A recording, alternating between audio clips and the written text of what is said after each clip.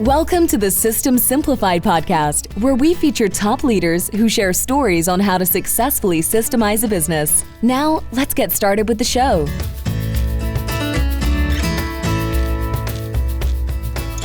Hello, Adi Klevit here, the host of the System Simplified podcast, where I feature top founders, entrepreneurs, and thought leaders about systematizing a business.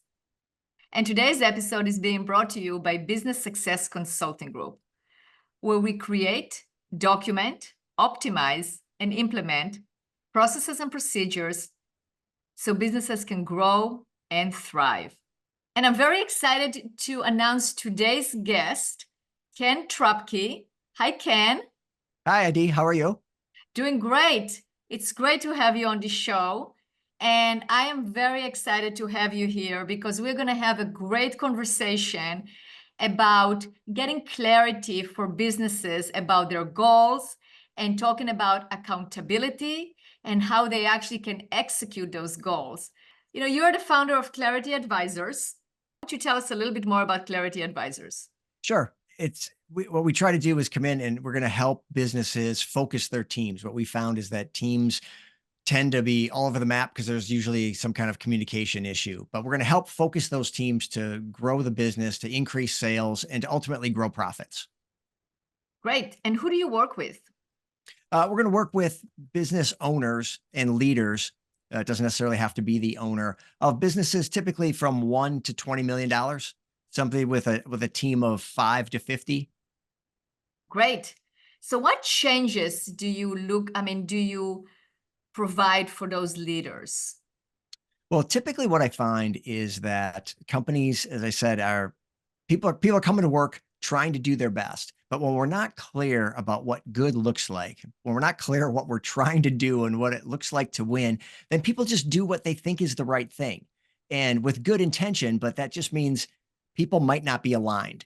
And so it's typical to come into a business with, say, 20 people who are moving in 37 different directions, because we're not clear about what we're trying to get them to do. So we want to come in and understand, what are those goals? What are the few things that we're trying to accomplish, whether that's this quarter or this year or even this week, and make sure that we're really clear about what it is we're trying to do so people can align around that and put all their good intentions and all their good efforts into that focused goal. Great. So how did you get into it? Give us a little bit more about your background and how did you get into advising leaders on that? Yeah, well, as always with everyone, it's an interesting story, or at least not a straight and clear path. So I started my career with two big consulting and accounting firms, Arthur Andersen and Price Waterhouse. And Price Waterhouse is now PwC and Arthur Andersen is no more. But I was in the consulting side, not the accounting side. And I got to see a lot of different businesses. And it was the time of business process reengineering, we were calling it. It's now kind of changed into lean manufacturing. But the idea was to come in and simplify things and get people doing the right things and making sure that we were consistent in those things so that we could correct errors. There was a lot of manufacturing companies. And I just loved that kind of work. And I loved going into a lot of different companies. And I happened to have the opportunity to work with one of the former managers at one of those accounting firms who moved on to private equity. And one of their early businesses was an injection molding company in Michigan. And I moved there for what was supposed to be 2 years and turned into 14 years. And I just learned on the job, learned from the ground up, working with people, how to get people working together, and figured out what worked and what didn't. And then after we sold that business and I moved on, I went from essentially position to position, sometimes months at a time, sometimes years long, sometimes only one company at a time, and sometimes multiple things going on at once, but all kind of turnaround type opportunities and all around the same idea of getting people aligned and engaged. Interesting. So what made you start Clarity Advisors?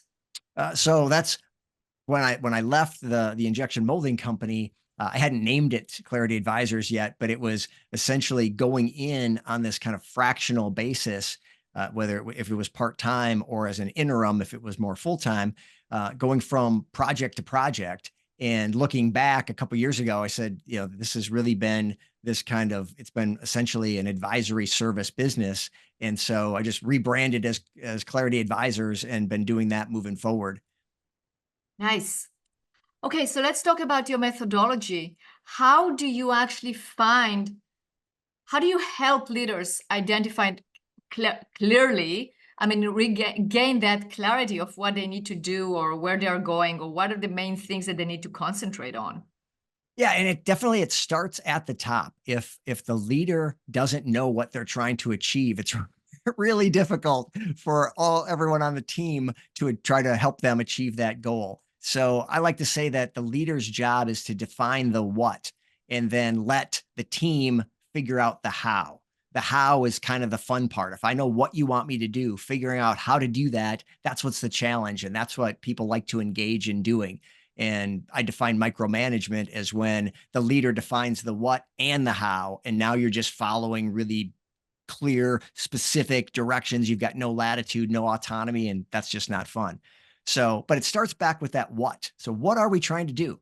Who are the customers we're trying to serve, and what are we trying to deliver for them, whether that's a product or a service? But let's be really clear about what we're trying to do. And then is it grow a certain percentage over this next year? Are we trying to add a certain number of customers in the next quarter? Are we trying to implement a new software system? What is it we're trying to do?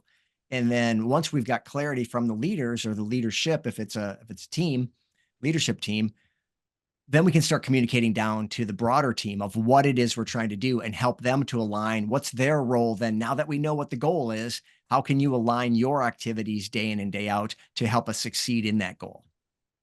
Absolutely. So, if somebody doesn't know what they are going to achieve, how do you help them figure that one out as the first step? Yeah, that can be challenging sometimes because they're like, get bigger or make more money or grow. And it comes down to kind of that SMART goals idea where you've got to be specific and measurable. It's just like in your personal life. I want to be able to, I want to lose weight or I want to read more. Well, unless you define what that is, how do you know if you've ever achieved that? So I try to just help them. Let's start with that concept that they have in their head. So they say, I want to grow. Okay. How much have you grown in the past? Or do you have a specific number you'd like to hit? Because sometimes it's just nice to have those kind of arbitrary, like, I want to get to 1 million, or I want to get to 10 million, whatever. Or I want to make 1 million, or I want to make 5 million, whatever it is. So let's try to go from that general to get down to something specific and measurable. And maybe they're in the midst of a software implementation. Like, I'd like to have this software implemented by the end of the year. Okay, great. That's really defined. And now we can take that to the team and they can figure out what it's going to take to get that accomplished. But we've got to start with something specific.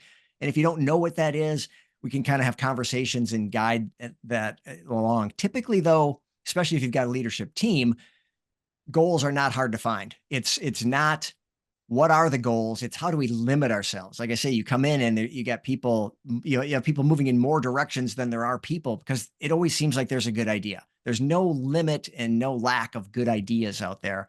What we've got to do is say, okay, but we can't do everything. We can do anything, but we can't do everything. So if Correct. all the goals that you guys on this leadership team or you as an owner have, let's narrow that down to 1 to 3 that we can tackle over this time period. And again, you got to focus. If we don't focus, if we just try to do everything, well, then we don't get anything done.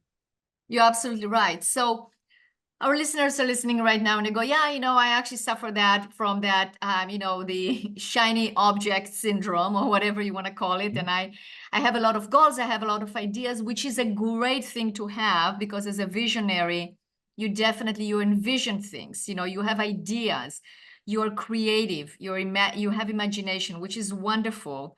But what should they ask themselves in order to focus, in order to actually define the goals that they should be working on this quarter, as an example?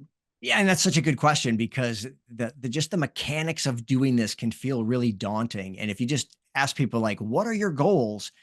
You don't usually get a nice, crisp quarterly breakdown of 1 to 3 things because it feels overwhelming because we do have so many good ideas. And yeah, the shiny object syndrome or what you've heard would be good or what people are telling you should do, or just all the 100 things in your head that you want to accomplish. So we've just got to narrow it down. And I like to use return on investment. I like to encourage people to say, if you invest you're always limited. No matter how much we have, we have a limited amount of time, money, and energy. So when we invest our time, money, and energy, say this quarter, what would we like to get out of that? And if you look at maybe the 10 projects on the list, okay, if we put time, money, and energy into this one, what's the expected outcome? Next one, what's the expected outcome? And then you can use that as a way to prioritize, to say, well, there's a big return on number 4 versus number 1. Now, it doesn't necessarily, by doing that, you're not necessarily going to get a nice clean 1 through 10 obvious list, but you'll start to see, hey, these seem to have high return and these seem to have lower return. So you can start to weed some out. So now maybe we're down to a list of 5. Okay, of the 5, how do those rank? And ultimately, it comes down to preference. You can say, well, number 3 doesn't really return as much as number 2, but boy, we would feel really good if we could accomplish number 3 because that's been on our plate for a year now, and we would just like to get that accomplished. Okay, there's some subjectivity here. It's not just math and super straightforward fact base. If it was easy, it would already be done. So there's some judgment, there's some discretion. And so let's go ahead and just pick a project. The key is let's get it down to 1 to 3 projects that have a good return on our investment. And what exactly those are and in what order matters a lot less. Because frankly, if we can get those done, we can go tackle 3 more next quarter. And if we do that again and again, by the end of the year, we've knocked down 10 to 15 things. Well, that's a pretty successful year for most companies. Absolutely. It's interesting because I use the same methodology in terms of process documentation. We document processes for companies. It's a done it for you service. And people ask me, where should I start? And I ask the same question. What area of the company, if you had well-documented processes and procedures, will get you the biggest return on investment? And that is where we start. So I love that. I totally agree. All right, Ken. So tell me some of your tactics or some of the things that you recommend business owners to use to get the accountability and actually it's one thing to set the goals, but it's also the execution requires accountability. So what are some of the methods that you have seen that are helpful to accomplish an accountability and basically follow through of the goal to a done? Yeah, that's such a challenge. That is kind of the key question and the key challenge for businesses because you can fairly easily get to the list of projects and know what you want. But then getting that actually accomplished and getting the team aligned and actually engaged in doing that work. And the key word there, you said it, is accountability. How do we get people to be accountable to their specific part of the project? And one tool that I've used is a very simple in real physical space whiteboard where you've got the days of the month across the top and people's names down the side.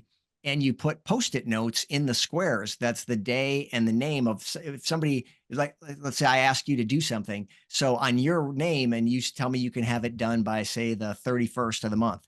Well, then under 31, we would put that Post-it note with your name.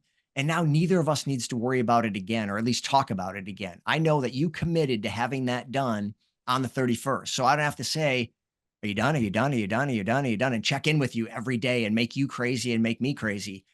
Unless you come to me ahead of time and tell me I'm not going to get that done on the 31st, I'm just going to assume it's going to get done. And then what we do is we use that board. What I encourage teams to do is have that board physically available in their stand-up. And I highly, highly encourage people to have a daily stand-up. And even if I get pushback and we can just get it to a weekly stand-up, this will still work as long as you're meeting on a very consistent basis. Then what you do is in that daily stand-up, you just look at the board and say, okay, today's the 8th. Let's look at down the column of the 8th. Who had things they committed to somebody else? You just, is it done? Is it done? Is it done? You just pull them off, the sticky notes off the whiteboard. And if it's done, you move it to done. And if it's not, well, then there's kind of a problem.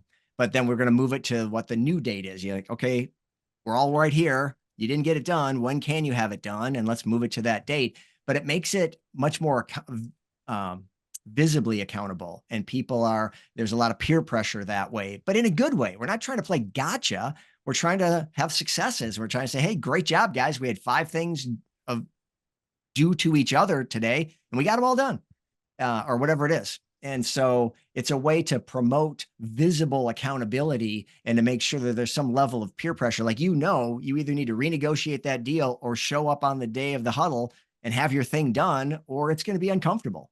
And we want that. We Absolutely. want some level of discomfort because, hey, you made a commitment. We're here to get things done for the benefit of our customers. And when we don't get things done, we not only let our customers down, we let our teammates down, and ultimately we let ourselves down. And nobody wants that. So how can we just kind of gamify it in a way that makes it work? But in the end, whether you have a whiteboard or you don't, you just need to make sure that there's commitment. And I like to say there's only two acceptable outcomes once you've made a commitment. If you tell me you're going to have something to me by Friday, then you either have it done on Friday or you tell me ahead of time so that I can make adjustments, because maybe I can find somebody else to do it. Maybe it's not for me, maybe it's for a customer of mine. And so now I can negotiate with that customer to get an extension, or maybe I can help you with it, or maybe we need to clear your plate to get more capacity for you to be able to get this done and push other things off to the side. I don't know, but at least I have choices and options. But if you wait till Friday morning, go, oh, hey, Ken, by the way, not going to get that done. Or worse, you wait till Tuesday and I go, hey, did that thing get done Friday? You're like, oh, actually, no, it didn't. I'm still working on it. Like, well, now what? Now we're way behind. And that, again, isn't good for anybody. Not good for customers, not good for the team, not good for me. Absolutely, I agree with you. Let's talk about those the standing meetings, like the morning huddles. What what is your recommendation? Like, what would be a good agenda for a morning huddle? Oh, I love that question because I love the daily huddle.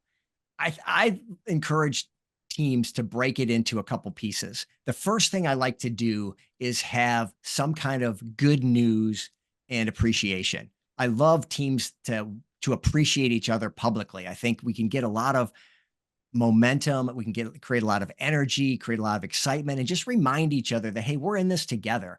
And people love to be recognized and appreciated. And so could we just take a couple minutes at the beginning and just, raise your hands, and I want to publicly recognize, hey, Susan did a great job yesterday. Really appreciate, she got me the thing actually a day early. It was awesome. Or I called Hector over in service and had a quick question, and he jumped on it and got me the answer so I could get it back to the customer. I just really appreciate the responsiveness, whatever it is. And then good news. The good news could be businessy, like we closed a sale, or we got a thank you note from a customer, or maybe it's my dog had puppies. Maybe it's my kid had a birthday. Again, reminding each other that we're people who like each other and are on the same team, and just try to build some bonds and some connection. But we're going to spend 2 to 3 minutes. Listen, the whole huddle is 10 minutes. So don't think this is like a 2-hour project every day. It's 10 minutes. So the first 2 or 3 minutes, we're going to do appreciation and recognition. Then I suggest you go into metrics, do 2 to 3 minutes of metrics. And those could be metrics that you look at every day. If it's a manufacturing company, maybe you're looking at efficiency or shipments, on-time deliveries or something. But maybe it's something that you only check weekly. Maybe it's a marketing update and you want to have marketing metrics. You only look at those once a week because every day they're not moving enough to make it meaningful. But each week you can see some progress, whatever it is. So however you do, whether it's daily or weekly type metrics, but let's get some numbers on the board. Maybe it's sales, but it doesn't have to be just sales, because ideally it's things that we control. And typically you don't control sales. You can control your activity. So we might want to report out how many calls we made or how many customers we contacted, something like that. But to say how much business we closed, typically not in our control. And so I like to have metrics that we can control, so we can come in and go, yeah, yesterday we worked really hard, and today here's the number. And today we're going to work really hard, and tomorrow we're going to see the number, and we're going to see it move, and we control that. Again, people like to keep score. And so when you can do things to change the scoreboard, not just be a passive observer, well, it's just a lot more fun. And then, so that's another 2 or 3 minutes. And then that last 2 or 3 minutes, we're going to have the accountability. This is the part where if we've got that whiteboard, we're going to go through what was due today and did we accomplish what we said for each other. And it's also a place to just raise your hand if you're stuck. If just something popped up this morning or late yesterday that you need help with, you can just raise your hand and go, hey, I'm going to need some help. Now, maybe you don't even know who you need help from. You're just like, this is how I'm stuck. I don't even know what to do next. Then somebody else can chime in and go, oh, I can help you with that. Or you need to talk to this person. Or you might know exactly who you need. Hey, I need to contact Katerina sales, can you help me with this question? I've got a customer question, Katerina. I think you're familiar with this. Can you help me? And then you can set a time. It doesn't have to be this second or even today. Like, yeah, if you don't need it today, can we get that done by Friday? Yeah, great. And then maybe you create that Post-it note and put it up there. We're going to solve this problem by Friday, whatever. But it's a chance to raise your hand and get unstuck. So what things do we have to do working together? It's just a chance that now you don't have to bug people all day if it's not urgent, because tomorrow morning, I'm going to have the whole group in front of me in the huddle, and I can ask my question then. I can get my help then. So it's a way to kind of batch requests if they're not super urgent. And that's your 10 minutes. So, 2, 3, 4 minutes of appreciation and recognition, 2, 3, 4 minutes of metrics, and then who's stuck and how do we do on accountability? And that's your 10 minutes. And it gets the team. You've got some energy. You've had appreciation. You know what the numbers are. You know what the score looks like. And you know what your assignments are if you need to help people, and you've gotten the help that you need. And now we can go get back to work. I love it. So what are some of the don'ts of a standing huddle? Like what's something you should not do during the standing huddle? I would say don't solve problems in the huddle unless it's immediate. Like, oh, this is what that is.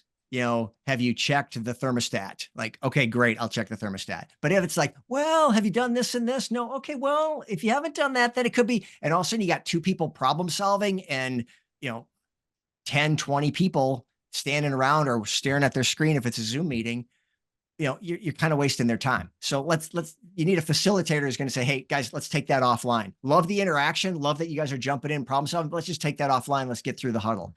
So don't let people problem solve unless it's really, really quick. And the other big tip is just don't get distracted. Don't let some conversation, get too carried away. But also you really have to have a balance there, because this is a time where we're trying to build culture. This is a time where we're trying to connect as people. So I encourage facilitators, don't be too quick to pull the plug on a conversation or shut something down. If somebody's like, yeah, my dog had puppies, we're super excited. Like, oh, my dog had puppies too. Don't be like, hey, whoa, we're not doing dog stories. Like, well, maybe we can, as long as you're not in jeopardy, if it's going to go on for 5 minutes and now it's a 20-minute meeting, as long as it's just a few more seconds, let it go. Let people interact. Let people have a reason to have a conversation.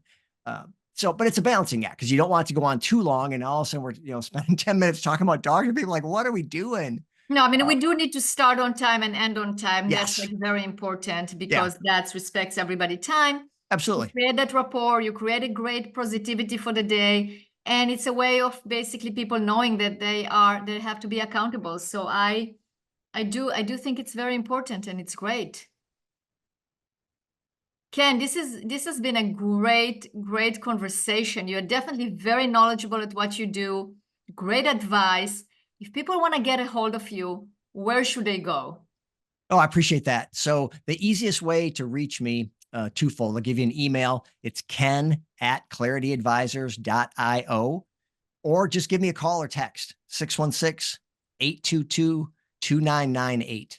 And I'm a huge fan of the phone. I think that we connect best when we're synchronous. So not I email, you email it back and forth, or texting back and forth. I'll do those, and that's fine if that's more convenient. But ultimately, I'd love to get on something like this where we're talking to each other at the same time and we can really connect. So I would love a phone call, and I'm open to a conversation. If you've got a question about something, or you think there might be something in your organization I might be helpful with, I'd love to just talk about that. And if I'm going to be a good fit, I will raise my hand and say, I think I can help you. And if not, I would love to just be able to point you in a different direction. Like, hey, actually, there's a book out there that I think if you plowed through that book, you could get a lot of ideas and probably solve this problem. And so I'm happy to help however that looks. I've tried to have an abundance mindset, that there's plenty of things to do out there. We're never going to run out. And so we don't need to hold everything so closely that, every time somebody calls, I'm going to try to talk them into selling them something of my services or whatever. Like, no. I've got plenty going on. Everybody's plenty busy. There's plenty of work out there. There's plenty of things to fix and improve. So just give me a call. And if I can help, I'll jump in. If not, I'm going to point you to the right direction. Maybe I know somebody, maybe I've got a resource, whatever. And I'm always happy to help. That's great. Fantastic. Well, Ken, thank you so much for being a guest on this podcast. It's been a great conversation. Oh, you're very welcome. I appreciate you having me. Thank you so much. You're very welcome.